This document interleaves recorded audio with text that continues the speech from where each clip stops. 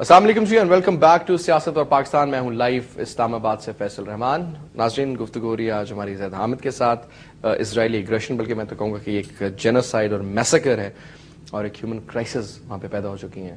تقریباً 400 کے قریب لوگ اس وقت تک مر چکے ہیں, کئی ہزار لوگ اس وقت شدید زخمی ہیں, دوائیاں پہنچ نہیں رہیں, کھانے پینے کی اشیاء وہاں پر ہے نہیں, بجلی چاہے گیس چاہے کسی بھی قسم کی دوسرے انفراسٹرکچر کی آپ بات کرتے ہیں اس کو تباہ و برباد کر دیا گیا ہے. اسرائیلی جدید ترین لڑاکا طیارے ہزاروں کی تعداد میں کئی ہزار وزنی بم ان کے رہائشی علاقوں پر فلسطین کے پھینک رہے ہیں, اور جس قسم کے حالات ہیں آپ ٹیلی ویژن پہ تو شاید میرے خیال میں 2% بھی دکھایا نہیں جاتا, جو اصلی حالات ہیں وہ بیونڈ امیجنیشن ہے. اور اس کے بعد یہ کہا جا رہا ہے کہ جناب اسرائیلی گراؤنڈ ٹروپس اس کے بعد جس طریقے سے ٹینکس اور اپنے جدید گراؤنڈ ٹروپس کے ساتھ انٹر ہوں گے اور غازہ پر قبضہ کر لیں گے.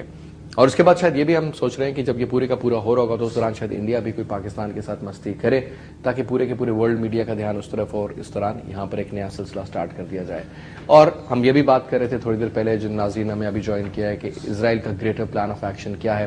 کچھ ہی دن پہلے اسرائیل کے چیف آف آرمی اسٹاف نے بھی دورہ کیا کشمیر کا, اور انٹرسٹنگلی کس لیے تک نہیں بنتی, وہی بات ہے کہ پاکستان کا کوئی سفیر انٹارکٹیکا جا کر کے بیٹھ جائے, ناٹ ریلائزنگ کہ اس کا وہاں پہ کام کیا ہے. لیکن اس پوری کہانی کے پیچھے ہے کیا؟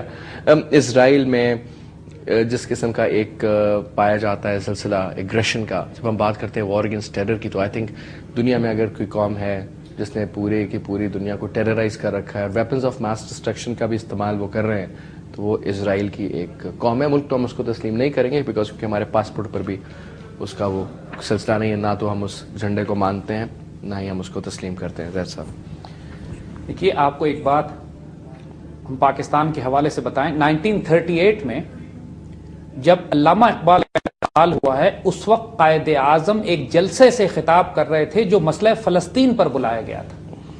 مسئلہ فلسطین قائد اعظم اور علامہ اقبال کے دل کے بہت نزدیک تھا, اور 1948 میں قائد اعظم نے بھی اسرائیل کے حوالے سے کیٹیگوریکلی کہا تھا کہ اسرائیل کی ریاست کو ہم تسلیم نہیں کریں گے, کہ یہ ایک لیجٹمیٹ ناجائز ریاست ہے.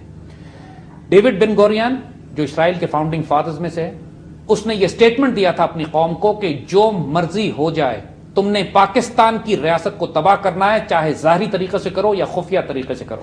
پاکستان کی ریاست ان کے لیے بدترین دشمن کے طور پر وہ اس کو دیکھا کرتے ہیں.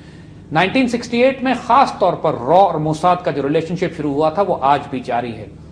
اسرائیل اس وقت ایک ہائپر ایگریسو فورن پالیسی پہ عمل اس لیے کر رہا ہے کہ اس کو معلوم ہے کہ امریکہ اس وقت اس کا پوری طرح ساتھ دے رہا ہے, کیونکہ امریکہ اس کے شکنجے میں لیکن امریکہ بھی زیادہ عرصے سٹیبل نہیں رہ پائے گا. امریکن اکانومی ان جنگوں کے نتیجے میں اس بری طرح ٹوٹ رہی ہے اس وقت کہ امریکہ میں ایک آواز اٹھنا شروع ہو گئی ہے کہ امریکہ ان جنگوں سے اپنے آپ کو نکالے جو عراق دوسرے دنیا کے 115 ملکوں اور ٹیریٹریز میں انہوں نے اپنی فوجیں پھیلائی ہوئی ہیں. ان کے لیے پاسبل نہیں ہے. امپیریل اوور اسٹریچ کا شکار یہ ہو گئے, جس طرح سوویت یونین نے اپنے آپ کو اتنا پھیلا دیا تھا, پھر تباہ ہو گئے.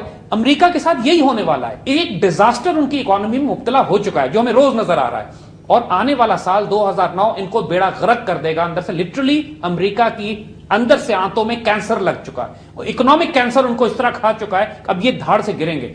عراق سے واپس آنے والی فوجوں کو یہ امریکہ میں تربیت دے رہے ہیں کہ امریکہ کی سڑکوں پہ اگر سول ڈسوبیڈینس ہو جائیں, کھانے پینے کے, فوڈ رائٹس, تنخواہوں کے رائٹس, کرنسی ڈی ویلیو ہو, تو لوگوں کو کیسے قابو کرنا ہے. یہ عراق کے ویٹرن بریگیڈز کو تربیت دی جا رہی ہے امریکہ میں مارشل لا لگانے کی. یعنی آپ کو یہ باتیں مین اسٹریم میڈیا کبھی نہیں بتائے گا.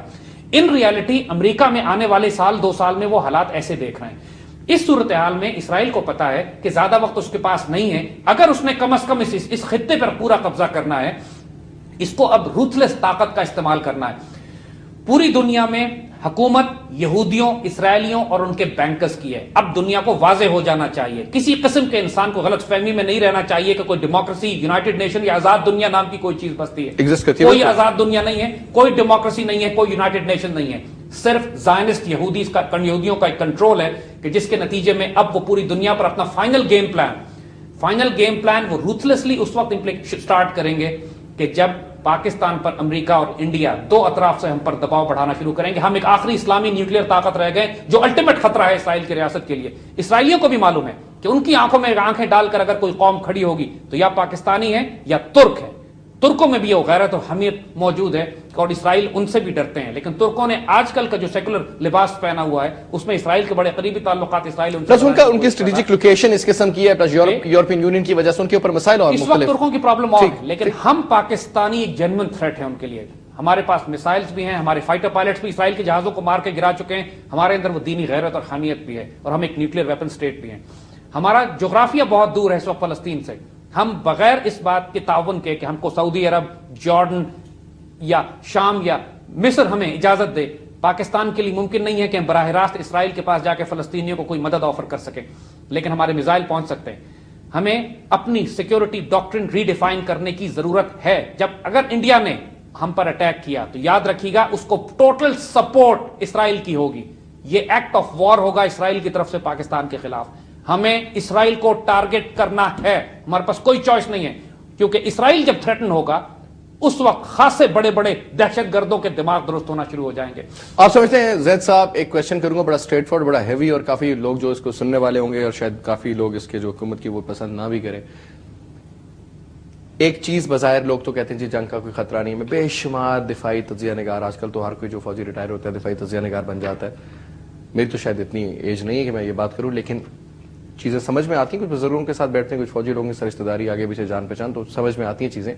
وہ یہ جس طریقے سے موبلائزیشن ہو رہی ہے انڈیا کی طرف سے اور پاکستان کی طرف سے، مجھے جنگ نظر آ رہی ہے. میں تو آپ کو سیدھی بات کروں گا، یہ کہ اگر ہم قوم کو جھوٹی تسلیاں دیں، نہیں ڈھاکہ فال ہونا تھا ایک دن پہلے تک، سب خیر ہے، اگلے دن کا ڈھاکہ گیا.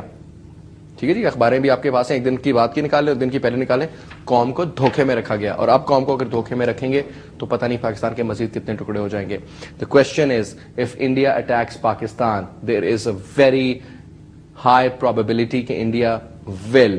They're just, I don't know یہ جو ڈیلیئنگ اسٹریٹجی اس دوران ان کا گیم پلان کیا ہے اور وہ کس قسم کی سپورٹ لینا چاہ رہے ہیں. مے بی وہ اوباما کا آنے کا ویٹ کر رہے ہیں، مے بی کونڈولیزا رائس کا کچھ اور پلان آف ایکشن. اور سب سے بڑی بات یہ اسرائیل کے سارے حملوں کو وہ جائز قرار دے رہے ہیں. مطلب فار گاڈ سیک، ایک ڈیموکریٹک الیکٹڈ گورنمنٹ کے اوپر حملے ہو رہے ہیں اور آپ کہہ رہے ہیں وہ ٹیررسٹ آرگنائزیشن. فار گاڈ سیک، مطلب a person would be either